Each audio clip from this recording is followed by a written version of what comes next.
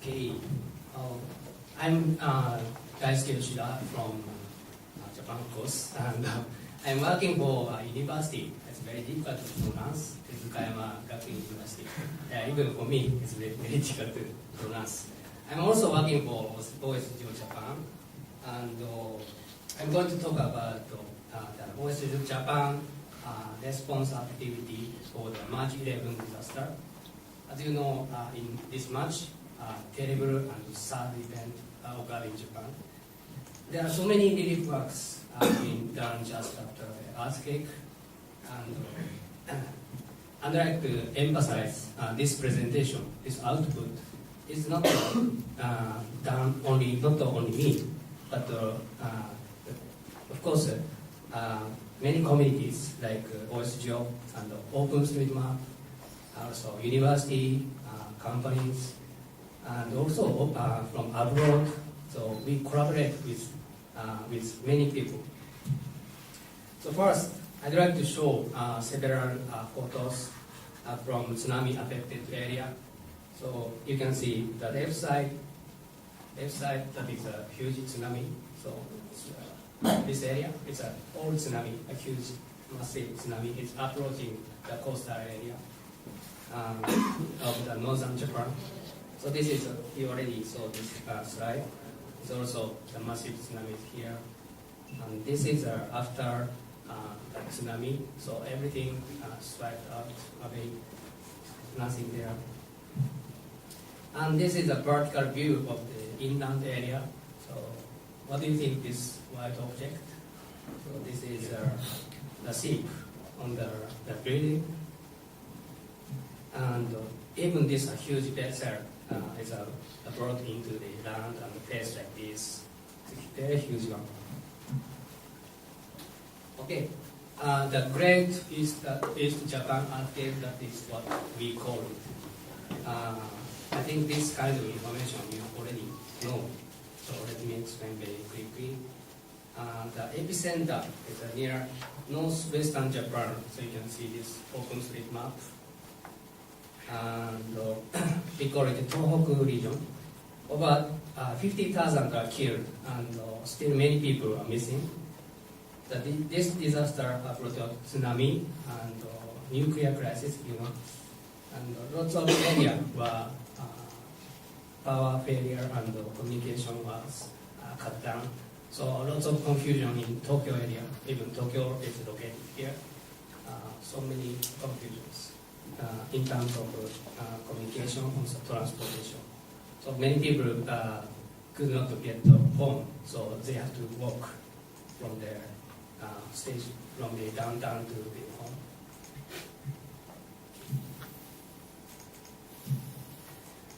home. This is our topics. I'm going to talk about mainly two topics. The first, I will talk about the relief activity using aerial images, satellite and aerial photos. This is what we did as OSGeo activities. The second topic is crisis mapping by OpenStreetMap OSM communities. First, let me start with this aerial photo satellite activities. So several satellite-related bodies provided this satellite images just after the earthquake. Very high resolution satellite images and are to use it for OSM and other purpose. Thank you very much. And also our Geospatial Information Authority of Japan, we call it the GSI. GSI released some thousands of aerial photos just after the disaster, and you can see the image of Japan's. So these circles, it's all the scenes of the aerial photos. So they released some thousands of aerial photos. Just after you can see this is the dates for the photo taken, the date. March 11 was the date, X date. So you can see there are so many, so you can see all the data. So the GSI released this kind of aerial photo. So this is an example, the high resolution aerial photo at Rikuzen Takara, Iwate Prefecture after the earthquake. Resolution is very high. Now this is about the georeferencing project using the GSI aerial photo. So this was our main activities for disaster response. The project was started from OSGeo Japan mailing list. So this fellow announced this project. He was working in Germany at that time, but he is now in Japan. Then over 20 volunteers joined this project over the country and also from the other countries like him. And about 100 scenes of aerial photo were geo-rectified in 2 days. And some 1,000 photos are merged using GDAR. And some related project was set up in order to facilitate this kind of works. So this is very tiny, but this photo and here also is merged, all merged, geo-rectified and merged. Okay, this one is Iwate Prefecture and Miyagi and Fukushima Prefecture. So it's an affected area. Then volunteer use the QGIS plugin. It's not geo-referencing plugin. So you can geo-rectify, you can make some ground control point to geo-rectify. And so this kind of method, the usage and the method were discussed in the mailing list because everybody was not expert on this, so we help each other. And this one is Aomori and Iwate area. And we use the Google Docs to share, managing the task status, photo, which photo is finished or not, something like that. And this is about related project, also all Japanese, but I translate in English. So this topics is set up in storage server because we downloading a huge size of data set about aerial photos many times and then geo-rectify and upload. So we need some servers to exchange this large volume of data. And the other one is the project leader. He lives in the US and he translated the place names in English and setting up. Not him, but somebody set up the Japanese server for this English place name and to get help from the other countries. Okay. On the other hand, the different team, this one is a National Institute for Disaster Prevention Institute, and Japanese OSGeo Japan teams, including me, they set up a WMS server using Amazon Cloud and providing geo-rectified aerial photos to the people, internet. So this aerial WMS server can help comprehending the damages, developing infra data using like OSM, also facilitate a restoration plan, also issue the victim certification. So this is an example, and which use the GSI photo WMS. So first, this example is a tsunami damaged map using this which one? Yeah, this one. NIED, this National Institute for Disaster Prevention. They call it e-community map. And the second one is a residential map and aerial photo. So this is the before tsunami and this is after tsunami. So you can easily check which house, actually all houses was destroyed. So which house was destroyed or not. And the next one is a usable road information because after tsunami and tsunami, some road was damaged, heavily damaged. The bridge was cracked, so some road cannot pass. So this is the information which road can pass. Something like that. And this is evacuation center. The point is for evacuation center. And this is a combination map using road information and tsunami damage map. Okay. This example is not the institute, the private company, we call it Mambion company, also utilize this area photo because this server is a WMS. It's can use of. Also different companies also make use of this area photo as a Aerosai Corporation. So one staff working for OSGeo Japan, and he works with us and suggested QGIS to local government in affected area to manage like this for managing the damaged building using the GPS point, and then managing the information. And this is interesting. QGIS open layers plugin for big map, and this was contributed to Luis Mota from OSGeo Brazil. He was one of the guests for Japanese FOSS4G Japan. So he warriors and helped us. Okay, this slide is a summary of the project and using GSI area photo. And then we use many FOSS4G tools, for example, map server, QGIS, also open layers, GDAR. Then we, the volunteer, 20 volunteer rectified geo reference and area photo, and then provided using map server to the applications. Some companies and organizations, institute developed applications also for the OpenStreetMap. Okay, so from this slide, I will talk about some activity which are mainly done by OSM community and OSGeo Japan. We are collaborating with them, and as you see, there are very lovely picture. So we are very friendly, and I have to take off this one.